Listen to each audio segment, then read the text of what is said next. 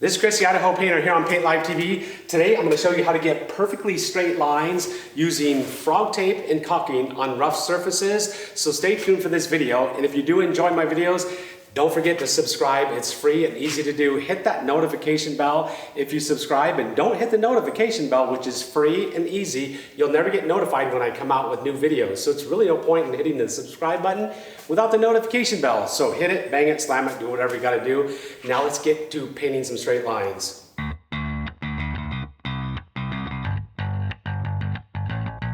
All right, so here we go. I'm gonna show you some tips and tricks and the method I use using frog tape and clear caulking. So I got a surface right here. This is a really rough wall. This would be not considered maybe a knockdown, but this is a really heavy orange peel texture.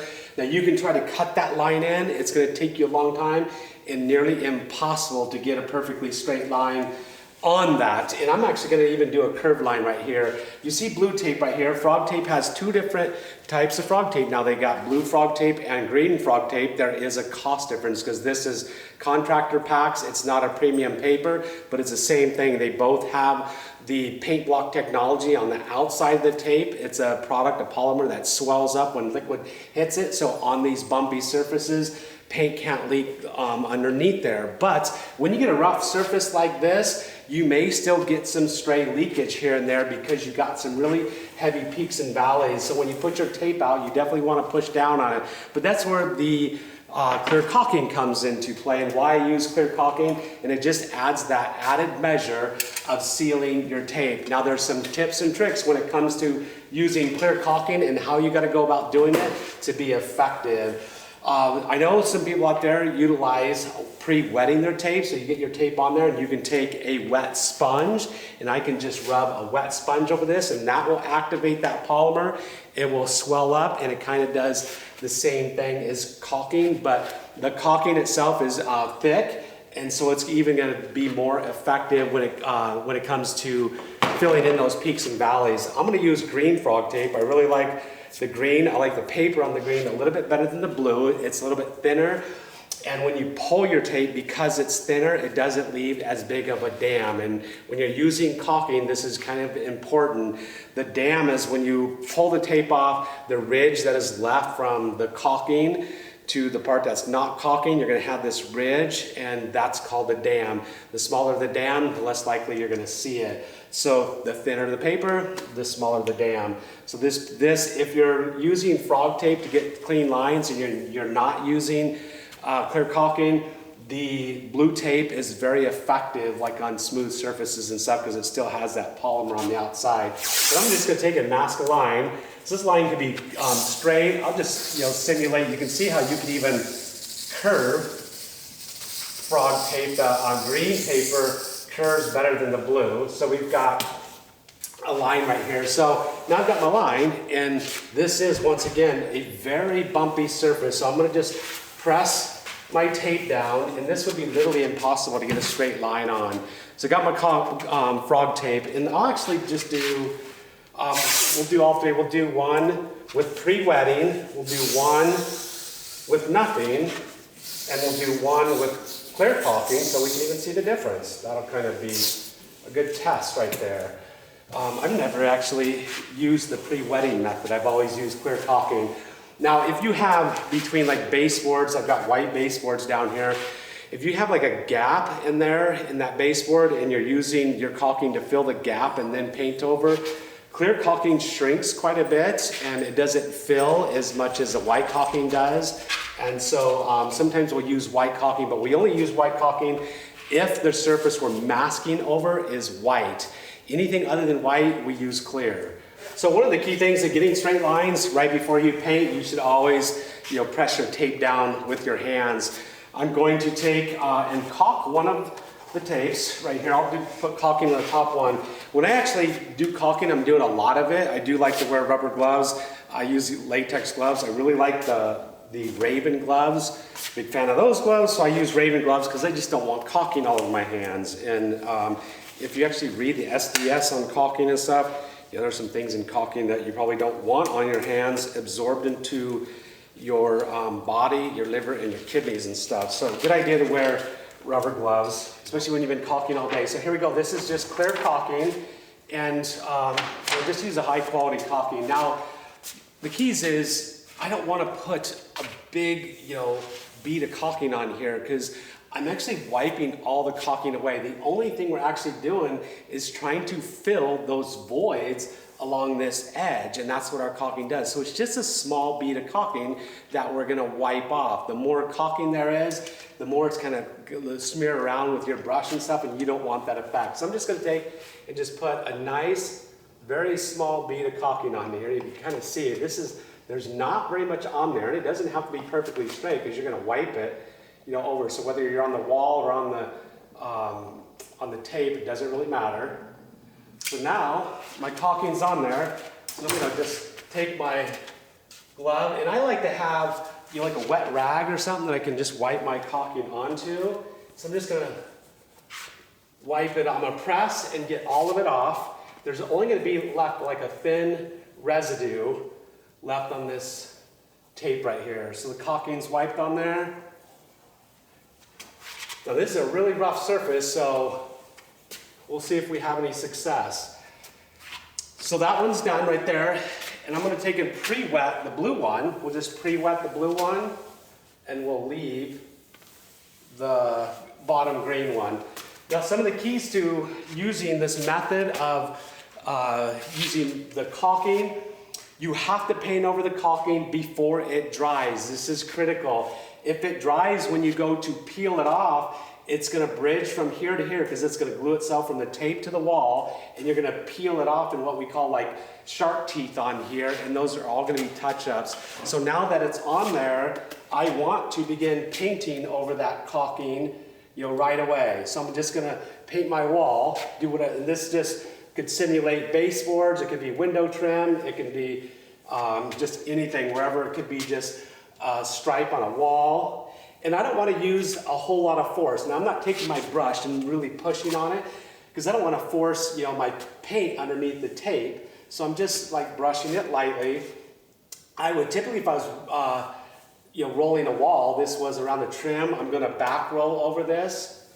I'm going to roll with a 4-inch roller and then roll my wall. So we only activated the top, so we're not going to be looking at the bottoms, we're going to be looking at the tops. So I'm going to tell you, like right now, I'm just working right along on this top one. One of the key things with this method, like I said, is do not let your caulking dry. So typically, you cannot do a whole room and caulk it and then come back, like if you're doing baseboards, window trim and stuff, and then come back and paint it because you're going to have that bridging effect and you're going to get sharp teeth pulls on it, and then you're going to have a lot of touch-ups. So we typically work just one wall at a time. If you have two guys going doing this method, you can work two walls at a time, but we're typically working one wall at a time. So key element, you cannot let the caulking dry before you pull the tape. Now the second key element is you cannot let the paint dry before you pull the tape, or you're gonna have the same effect. I do get a lot of questions. People are gonna say, well, it's going to crack. Typically on 99% of the walls we do, the paints are satin paints. There's a lot of acrylic and satin paints. They're very flexible, just like the caulking is flexible. So, and then the two components, we got latex caulking underneath here, and then we've got latex paint on the top. They both are compatible. They both dry at the same time, the same rate, and we don't get any cracking or any splitting using satin paints. This is a satin paint right here.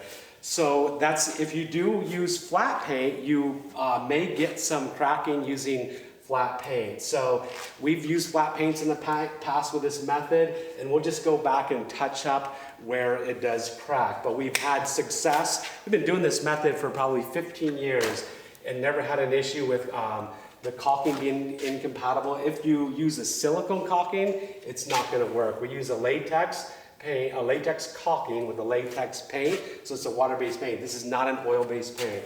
So now I'll pull off the top one, and you can see my perfectly straight line on an extremely bumpy surface. Now you can see the bottom where it actually bled through right there because it didn't have any caulking on it.